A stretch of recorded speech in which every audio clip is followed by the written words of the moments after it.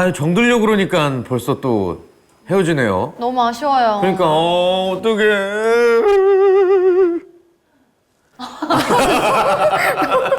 오늘 우리 김진균 전문가님과도 마지막 시간이니까 끝으로 유종의 미를 한번 제대로 걷어봅시다. 예, 김진균 전문가님 모시겠습니다. 안녕하세요. 안녕하세요. 반갑습니다. 네.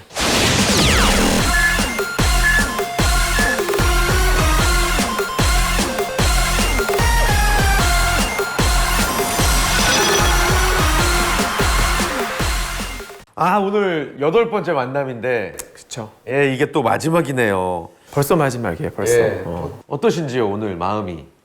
뭐 그래도 항상 초심을 잃지 않고 열심히 네. 해왔고 오늘도 마찬가지 우리 준인 투자분들을 위해서 좋은 컨텐츠로 제가 강의를 해보도록 하겠습니다. 네. 목이 메이신 것 같은데? 맞죠? 울고 왔어 아까. 눈 안 보였어요, 눈? 아, 그래요, 예. 또 마지막은 마지막이지만 열심히 또 확인해 볼 건 해야죠. 네. 모의 투자 한번 상황을 볼까요? 네.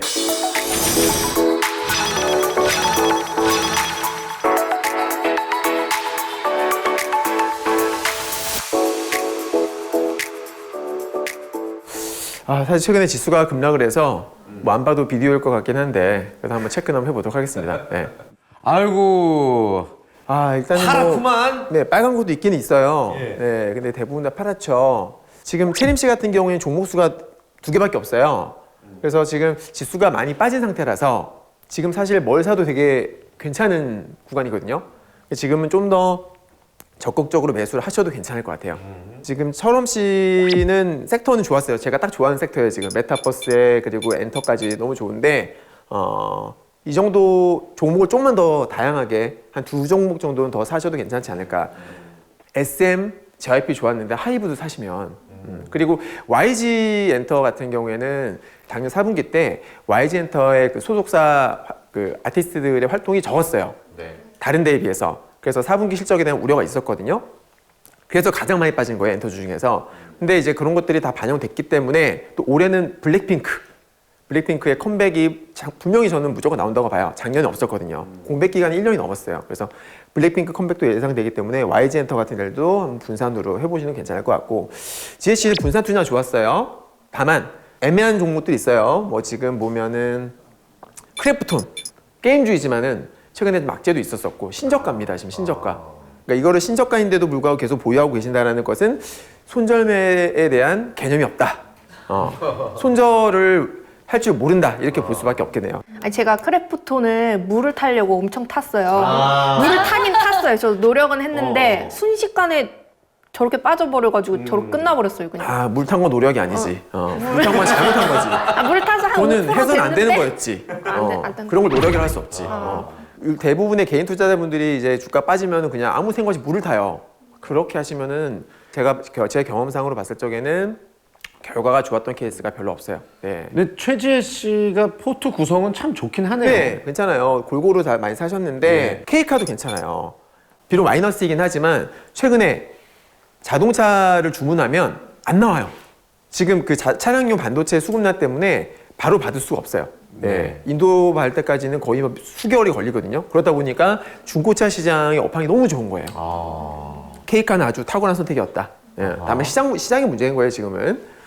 장이 조금만 좋았다면은 다 정말 날아갈 수 있는 그런 종목들이 아니었나 생각드는데 저 개인적으로는 최근에 여러분들 뉴스 보셔서 아시겠지만은 또 이제 미국의 금리 인상 우려 때문에 한 1월 초 그죠? 1월 초부터 해가지고 성장주라고 불리는 게임주, 메타버스, 뭐 엔터 이런 종목들이 많이 빠졌었어요. 네.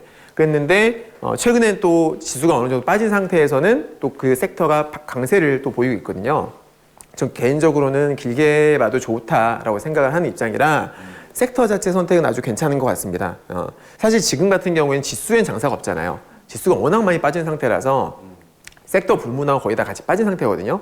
일단은 지수가 저는 이번 시작하는 주에는 좀 반등이 나올 거라고 저는 생각을 해요. 개인적으로. 요것만 조금 체크하시면 될 것 같습니다. 네.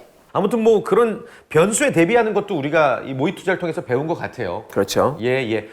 자, 그럼 이제 모의 투자 상황까지 살펴봤고 저희들에게 최종 테스트 아닌 테스트를 한번 준비를 하셨다고요? 네네네. 오늘이 8회차 강의잖아요. 네. 이전까지 강의했던 것 중에서 몇 가지만 제가 한번 퀴즈를 한번 내보도록 하겠습니다. 제일 자신 있는 사람. 이처럼. 네, 좋아요. 좋아요. 자, 지금이 1월이잖아요. 네. 네, 다음은 이제 2월인데 2월 달에 이벤트가 하나 있어요. 제가 1년에 4번 정기 변경 리밸런싱을 하는 어떤 큰 이벤트가 있다라고 말씀드렸었는데 그 이벤트가 뭘까요? 동시에 이거는 그냥 저는 알고 있는데 네. 답변할 기회를 드리는 게 맞을 것 같아요. 천엄 씨 예. 뭐죠? 동시에 얘기할까요? 좋아요. 하나, 둘, 셋. MSCI. 그쵸? MSCI 리밸런싱. 맞아요. 금리 인상 아니에요? 솔직히 기대 안 했기 때문에 실망스럽지도 않아요. 기대 안 했어. 모르셨을 것 같았어. 네. 이제 이 MSCI 이 리밸런싱에 해당되는 종목들은 아마 2월 10일 우리나라 시각으로는 2월 10일 새벽 전에 아마 나올 거예요. 이미 관련 기사 검색하시면 종목들이 나왔어요. 예상된 종목들이 검색하셔가지고 한번 참고하시는 것도 괜찮을 것 같아요. 네. 자, 무상증자를 지난 시간에 강의했었어요. 네. 자, 무상증자를 하게 되면 개인들의 수익률이 올라갑니까? 떨어집니까? 변동 없습니다. 네. 오! 자, 그러면 좀 더 추가적으로 왜 변함이 없죠? 그 주식 수는 늘어나는데 그 주식 그게 줄어드니까요. 가격이 네네. 그만큼 떨어져. 걸리다, 그죠? 네. 정확해요. 네, 맞아요. 지금 아주 정확했어요. 무슨 얘기하는지 모르지 지금? 모르는 거야. 얼굴 보니까 지금 멍한데, 그지? 자, 그럼 한 가지 더 질문해 볼게요. 마지막입니다. 네, 유상증자를 하는 목적이 여러 가지가 있어요. 그죠? 여러 가지가 있는데 주가에 호재가 되는 유상증자도 분명 있단 말입니다. 길게 봤을 때 어떤 게 있을까요? 저요. 하나만. 저요. 어떤 거? 제3자 유상증자. 시설 투자 막 그런 거 할 때. 제3자 배정 유상증자. 그것도 정답이긴 한데 제가 원했던 답은 아니었어. 왜냐면 그건 이제 유상증자 종류가 약간 다른 쪽이었었던 것이고 그 말고 일반 유상증자 중에서 목적. 예. 아까 말씀하셨던 아까 살짝 말하긴 했어요. 뭐야? 저 뭐야? 본인이 말해놓고도 뭔지 뭐 몰라요. 얘기는- 시설 투자. 그쵸. 시설 투자. 시설 투자. 업황이 좋은데 설비 투자를 한다라거나 뭐 공장 증설한다, 캐파 늘린다 그런 것들은 보통 호재로 작용을 하게 돼요. 예. 영업 양수금. 아니 뭐 정답은 나왔어요 이미. 끝났어요? 그게 저 제가 살짝 봤을 때는 웃는 거 안 되나요? 가장 좋았던 가장 가장 좋았던 거였어 그게. 좋아요. 네. 그러면은 2개를 맞췄고 네. 1개를 맞췄고. 좋아. 한 개도 못 맞춘 분이 한 분이 있죠. 네. 좀 더 분발하셔야 될 것 같아요. 예. 네, 좋습니다. 자, 이렇게 되면은 우리 이철엄 씨가 그래도 우등생이라고 할 수가 있겠군요. 그렇죠. 거기서 거긴데 사실 우리 그러니까요. 너무 민망했어요. 고개 숙이게 되네요. 자, 끝까지 우리 우등생을 향해서 달려가 보도록 하겠고요. 오늘 이제 다양한 투자 꿀팁 소개해 주실 거고 카카오톡 852 김진균 검색 후 친구 추가 부탁을 드릴게요.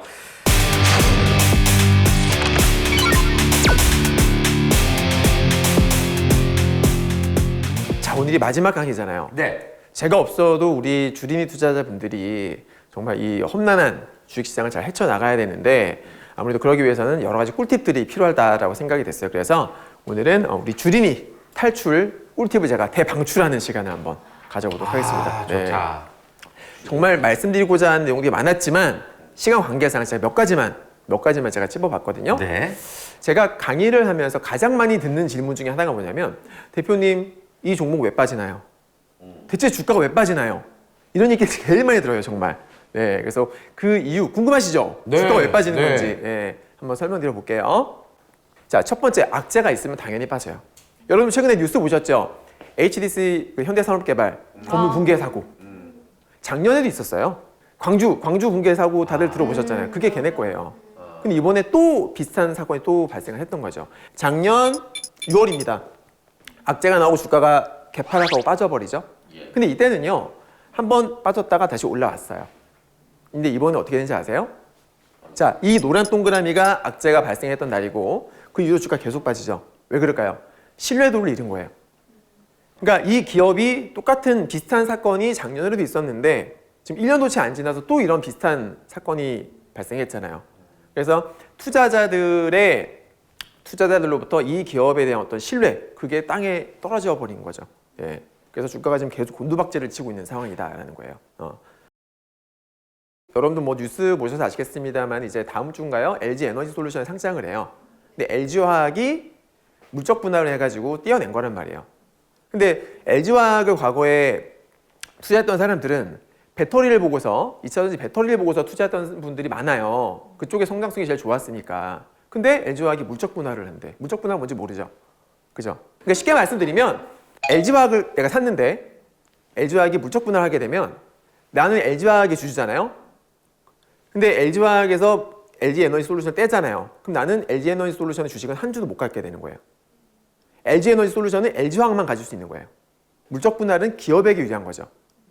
아주 나쁜 그런 어떤 행위로 볼 수 있는 건데 네. 또 얼마 전에 세아베스틸이 물적 분할 공시를 냈어요. 네. 결과는 역시나 급락입니다. 보시다시피. 네. 공시 나오자마자 그냥 바로 그냥 급락을 했어요. 네. 그다음에 이제 이건 뭐 너무 당연한 건데 최근에 느끼고 계실 거예요. 지수 하락. 지수에 정말 장사가 없죠. 네. 이번 한 주만 하더라도 뭐 전체 종목의 80%막 그냥 같이 빠져버리는 거예요. 지수가 투매가 나오면 종목도 같이 우수도 떨어져 버렸던 거죠. 그냥 반대 매매. 신용융자 레버리지 쓰는 또 개인 투자분들이 워낙 많다 보니까 주가가 담보 비율 밑으로 떨어지게 되면 반대 매매를 당하게 돼요. 그래서 내일이면 반대 매매 나가야겠구나를 알 수 있어요. 그래서 반대 매매를 막기 위해서 주주들이 어떻게 하냐면은 장 마감하기 전에 정리를 해요. 주식들을 눈물을 머금고 매도를 하는 거야. 네, 그래서 반대 매매로 빠지는 경우도 있고 펀드 매니저 리밸런싱이 있는데 이거는 이제 이 어떤 펀드를 운용을 하는 펀드 매니저 입장에서 어떤 종목 되게 좋아 보이는 종목을 사고 싶어요. 근데 주식 비중이 현금 여력이 별로 없어. 그러면은 다른 것들을 팔고 새로운 걸 다시 사는 거죠. 맞죠? 그래서 개미들은 꼭 주가가 빠지면 악재가 있는 거 아닌가라고 생각을 하시는데 꼭 그런 것만은 아니다. 그리고 여기는 없지만 가장 중요한 하락한 이유가 있죠. 뭘까요? 그 주포들이 던지는 거예요? 아니죠. 아니에요? 아, 그것도 뭐 이유가 될 수 있죠. 주가가 빠지는 가장 큰 원인은 여러분이 사서 빠지는 거야. 여러분이 사서. 그러니까 일반 개미들이 워낙에 이상한 가격대에서 많이 사요. 쉽게 말하면 주포들의 총알 빠지게 되는 거죠. 예, 고점에서 그렇게 제가 추격 매수하지 말라고 하는데 아직도 추격 매수하는 분들이 많으세요. 그렇게 하시면 안 됩니다.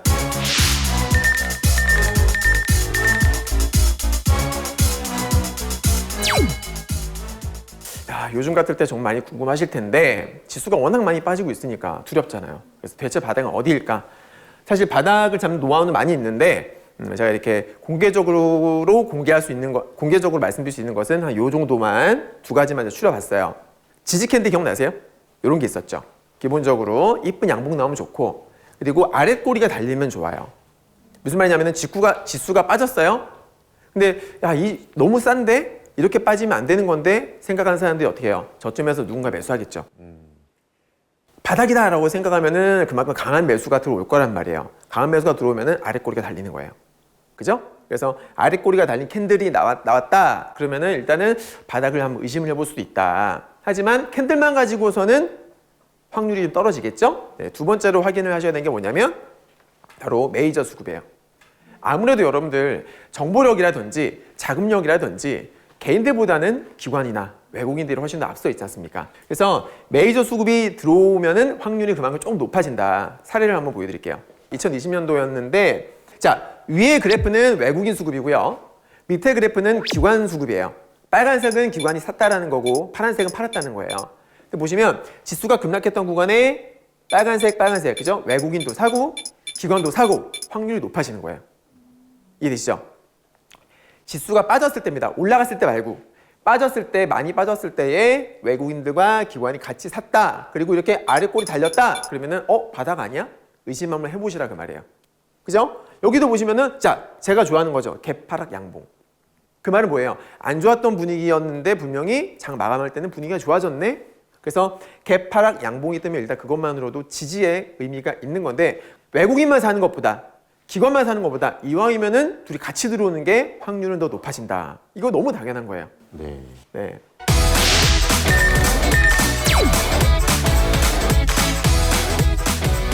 수칠 때 또 나라? 네. 고수들도 손실을 봐요. 근데 가장 많이 볼 때가 언제냐면 욕심 부리다가. 정말 못해요. 저도 가끔씩 못해요. 수익 많이 났을 때. 이게 되게 위험한데 특히나 초보 투자자분들은 이제 주식을 하시다 보면은 야, 나 주식 천재 아니야? 나 금방 대박 나겠는데? 이런 생각을 할 때가 있어요. 있으시죠? 지금 예. 지금이요?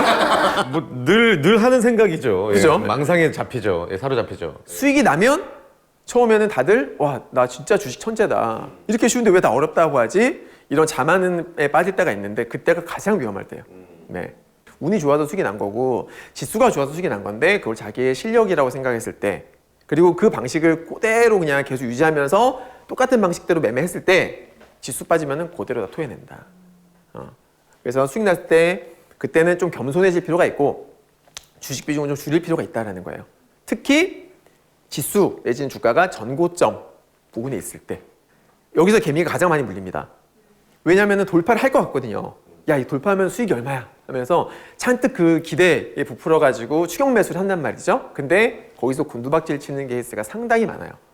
코스닥 지수인데 보시면 제가 노란 동그라미 쳐놨죠. 자, 전고점을 돌파를 했어요. 장대 항목 나오죠? 그만큼 많이 샀다라는 거예요. 하지만 그 이후로 곤두박질 칩니다. 마찬가지예요. 이거 얼마 전이었어요. 저도 사실 이때 줄일까 말까 고민했었었는데 밀려버렸어요. 결국에는 이때부터 뭐 폭락이 완전 엄청 시작이 되고 있었던 거죠. 네. 결과적으로 놓고 보면은 전고점이었으니까 줄였었어야 된다라는 거예요. 네. 네. 자, 그러면은 네. 저런 기준에 맞춰서 이제 우리가 투자를 하다가 네. 어느 정도 이제 좀 안전하게 가야 되잖아요. 그쵸. 좀 아주 큰 손실을 막을 수 있는 기준점을 어떻게 삼으면 좋을까요? 아, 손실을 막을 수 있는 방법. 큰 손실을 막을 수 있는 그것도 방법. 준비를 했어요. 참 신기하게도 딱 나오죠, 그죠? 네. 자, 첫 번째 비중 베팅하지 말 것. 분산 투자를 하게 되면은 5% 빠져도 막 괜찮아 할 수 있는데, 근데 몰빵하게 되면은 5% 10% 빠졌을 때의 그 멘탈이 나가버려요. 스트레스를 견디지 못해. 네. 그래서 제가 봤을 때는 종목당 10% 이하로 하시는 게 가장 좋을 것 같다. 또 이런 분들 많아요. 한 방에 복구를 하려는 분이 많으신데, 왜냐하면 손실 났으니까. 그래서 야, 이렇게 된 거 그냥 너 손절하고 한 종목 몰빵할까? 그렇게 하셔가지고 잘 되는 경우는 제가 거의 못 봤어요. 네. 급할수록 돌아가라라는 말이 괜히 있는 게 아닙니다. 급한 마음에 그렇게 네. 생각하면 안 된다는 거죠. 결과가 더 안 좋아질 수 있어요. 아. 자, 그 다음에 아까 말씀드렸던 거죠. 정고점 부분에서 매수하지 마라. 그 다음에 제가 이거 예전에 강의했던 건데 스탑로스. 항상 매수를 함과 동시에 계획을 세우세요. 플랜을 짜세요. 아, 나 이거 얼마까지만 홀딩할 거야. 빠지더라도 얼마 이탈하면은 나 손절할 거야. 근데 이제 보통 이제 뭐 나는 한 10%만 이익을 보면 나올 거야라고 이제 세팅을 해놨다가 너무 흐름이 좋을 때 많이 흔들리잖아요. 그럴 때 좀 어떤 멘탈을 흔들리기 전에 이미 네. 스탑로스가 알아서 매도해요. 네. 애초에 나의 어떤 유혹에서부터 이 스탑로스를 통해서 좀 유혹을 벗어나자. 그것도 있고 네. 손실이 커지는 것도 막아주고. 막아주고. 네, 필수죠. 아. 네.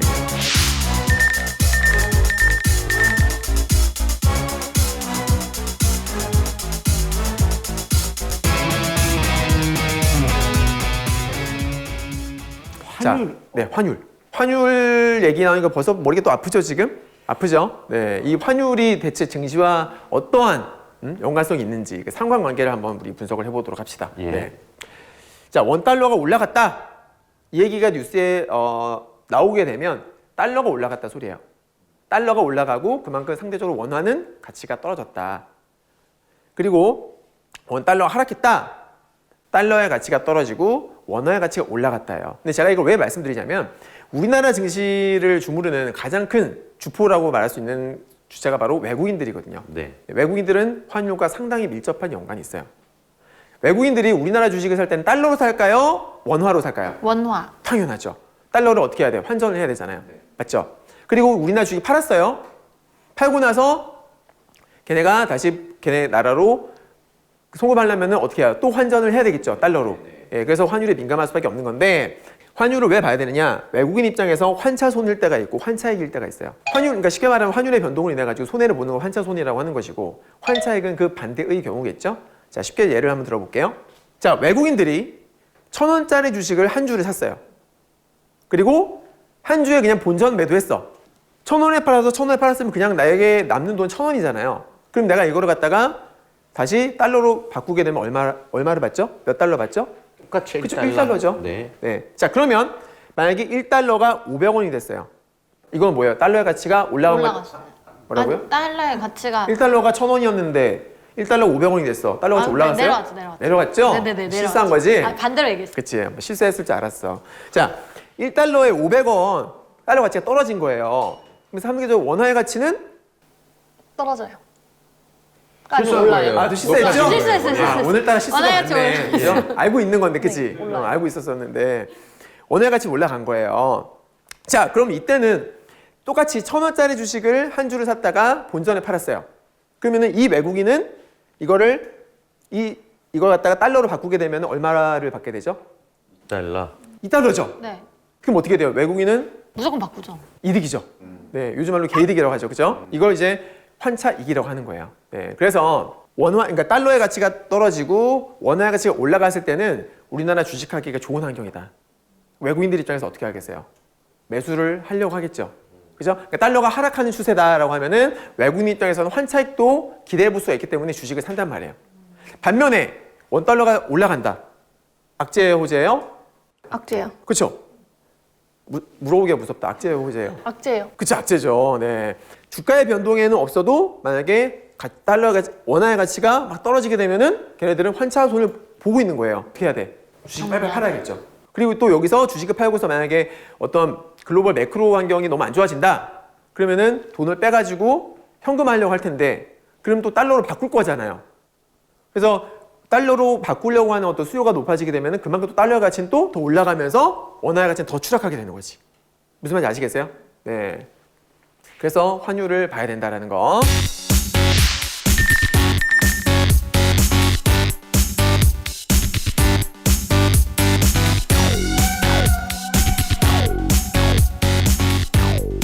지금 시장 상황이 너무나 안 좋다 보니까 다들 시장 전망이 어떻게 될까 다들 궁금해 하실 것 같아서 제가 잠깐 준비를 해봤어요. 일단은 3월달 금리 인상은 뭐 기정사실화된 것 같아요. 그럼 이제 3월 금리 인상 전까지 지금 이제 1월이니까 과연 어떠한 흐름을 보일 것인가 궁금하실 텐데 저는 대세 상승장은 끝났다고 봐요. 코로나 팬데믹 이후로 엄청 올랐었잖아요, 우리 증시가. 네, 그런 상승장은 솔직히 당분간은 정말 힘들다고 봅니다. 네, 그럼 제가 보는 관점은 뭐냐? 박스권. 일단 금리 인상을 올해 뭐 몇 회 할지는 모르겠어요. 뭐 3회 할지, 4회 할지, 5회 할지도 모르겠는데 반등은 나올 거라고 봅니다.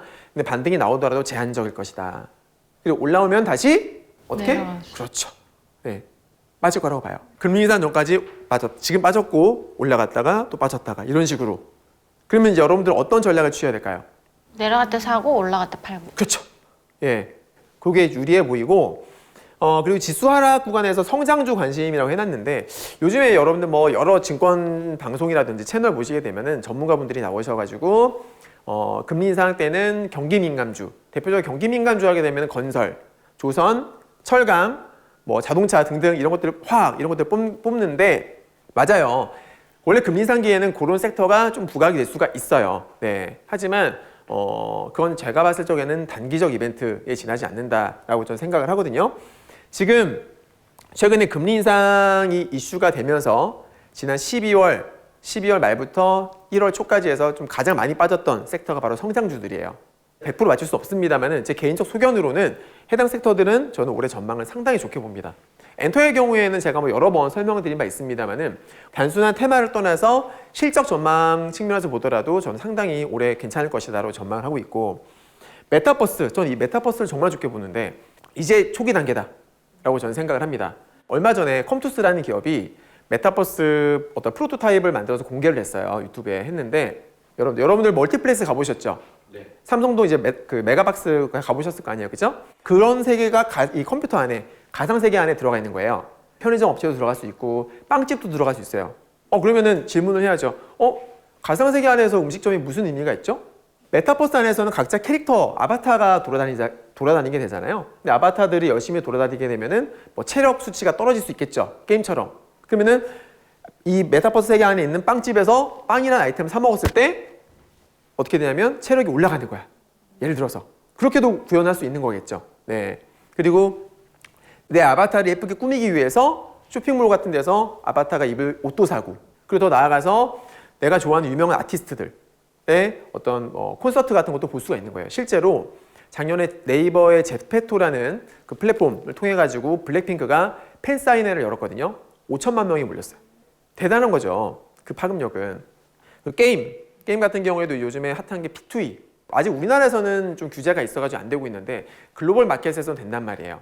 네, 이미 거기에 대한 성공 사례도 있고 해서 개인적으로는 게임도 상당히 좀 좋게 보고 있고요. 네. 그리고 이 3월 FOMC 회의, 즉 금리 인상을 하게 되면 그 이유가 저는 되게 찬스라고 생각을 해요. 그러니까 2008년도에 금융위기가 있었던 거 다들 아실 거예요. 근데 그 이후에 처음으로 금리를 올렸던 게 2015년 12월이에요. 그러니까 지금과 어떻게 보면 비슷한 거죠. 이때도 되게 힘들었던 시기에 제로 금리로 가다가 나중에 오랜 시간 거쳐서 처음으로 금리를 올렸을 때이기 때문에 금리를 올리기 전에 그때 우리 지수가 어떻게 움직였는지를 참고하면 지금 우리가 대응을 할 수 있지 않을까라는 의미로 제가 준비를 해봤는데 여기가 보시면 맨 마지막 C 보이시죠? 네, 이때가 금리 인상 이후예요.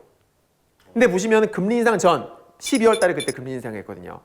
금리 인상 전에 마지막 어떻게 돼요? 주가가 지금 곤두박질치는 거 보이세요? 그랬다가 금리 인상을 하고 나니까 어때요? 불확실성 해소, 이미 주가에 반영이 되었다 해서 V자 반등이 나온 거죠.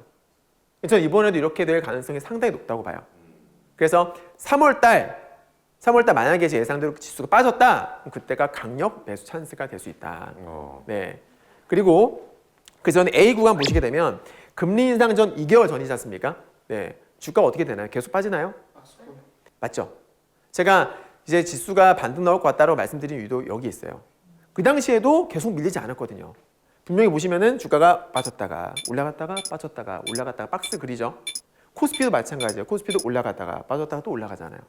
참고로 경기 민감주들은 주로 코스피에 많이 있고요.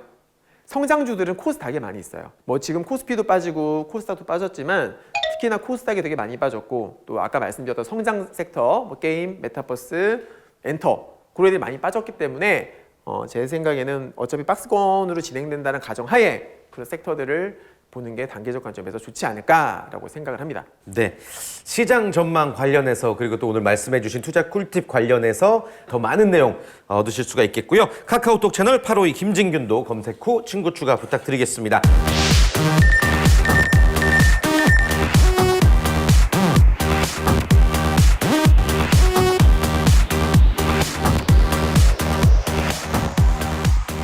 자, 그러면 언제나 우리가 눈이 반짝반짝거려지는 시간, 오늘 이제 마지막 와일드카드 종목이 될 것 같은데요. 네.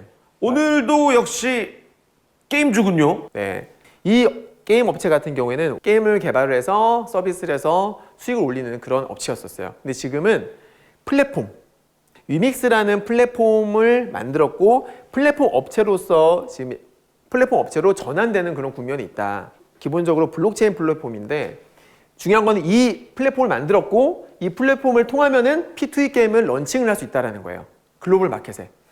지금 이 게임이 이미 해당 회사가 P2E로 작년에 대박을 쳤어요.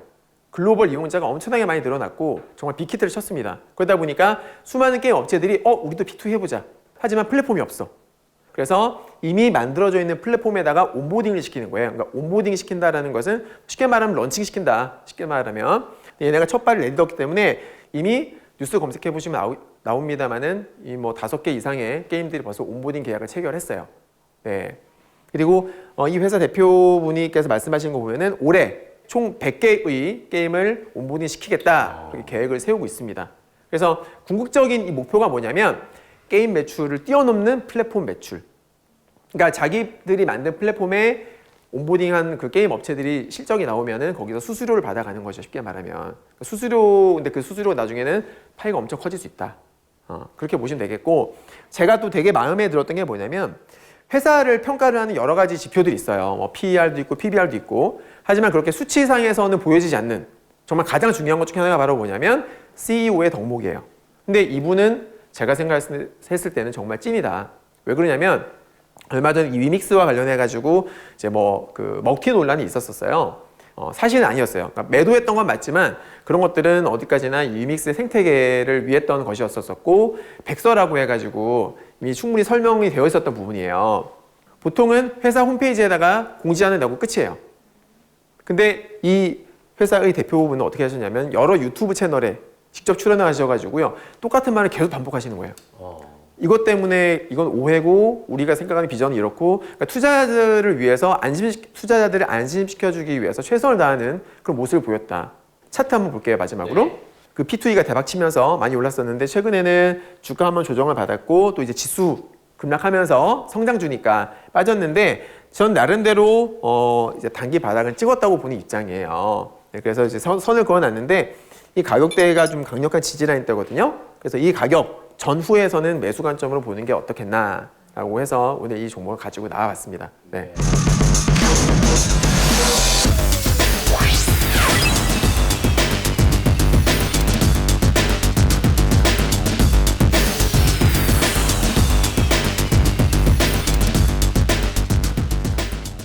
와일드카드 관련해서 여러분들 많은 문의를 부탁을 드리겠고요. 이제 진짜로 그동안 8번의 강의를 통해서 저희와 짧은 시간이지만 함께 했는데 어떠셨는지 좀 소감을 좀 여쭤볼게요. 아, 정말 좋은 경험이었어요. 좋은 경험이었고 제 강의가 조금이나마 여러분들께 도움이 되었으면 하는 바람이에요. 그래서 앞으로 주식 투자를 하실 때에 제가 말씀드렸던 것들 좀 이렇게 상기하면서 좀 어려운 위험한 매매 하지 마시고 최대한 안정적으로 좀 하셨으면 좋겠습니다. 특히 몰빵하지 마시고. 저는 개인적으로 주식을 대하는 자세는 확실히 달라진 것 같아요. 그 전이랑 접근 자체가 신중하게 됐고, 그리고 매수할 때도 정말 많은 생각과 정말 많은 그 망설임의 끝에는 공부더라고요, 결국에. 그렇죠. 그래서 그런 자세가 달라진 게 저는 너무 감사해요. 공부를 하면서 네. 자신감이 불안감이 네. 불안감이 나중에 확신으로 바뀌는 거죠. 네. 어떠셨습니까? 우리 세 분은? 저는 사실 그냥 주식을 되게 오래 했다지만 그냥 사고 팔고 빨간 건 수익이고 파란 건 그냥 수익이 안 나는 거고 이렇게만 생각했는데 차트도 보고 이제 저도 맥점도 잡아보고 하는 시간이었던 것 같아요. 이게 당장 수익으로 나기까지는 시간이 좀 더 필요하겠지만 이제는 차트가 그냥 색깔 공부하는 곳이 아니라 아 이런 지수의 흐름을 반영하는구나라는 걸 좀 알게 된 것 같습니다. 아, 엄청난 향상이네요. 네. 예, 예. 저는 주식을 해야 된다고 대학교 졸업할 때부터 생각을 했는데 실천을 안 했었거든요. 근데 이번을 계기로 책도 사고 어느 정도 기본기는 다질 수 있어서 너무 좋았던 시간인 것 같습니다. 이제 좀 해야 되겠다는 생각도 네, 들고. 맞아요. 예, 예. 큰 동기부여. 어떠셨어요? 저도 잘못된 습관들이 좀 많고 솔직히 그거를 조금 끊기가 좀 어려웠는데 오늘 딱 손절이 안 마지막 하는 거? 네, 손절도 못해서 근데 딱 마지막 수업을 통해 가지고 다시 한번 조금 생각해보는 시간이었던 것 같습니다. 네. 아무튼 너무 좋은 가르침이었고요. 아, 저희들에게 정말 마법 같은 시간을 선사해줘서 너무 감사드리고 다시 또 뵐 날을 기다려 보도록 하겠습니다. 마지막 인사입니다. 전체 차렷! 선생님 경례 고맙습니다. 감사합니다. 울지 마. 울지 마. 울지 마.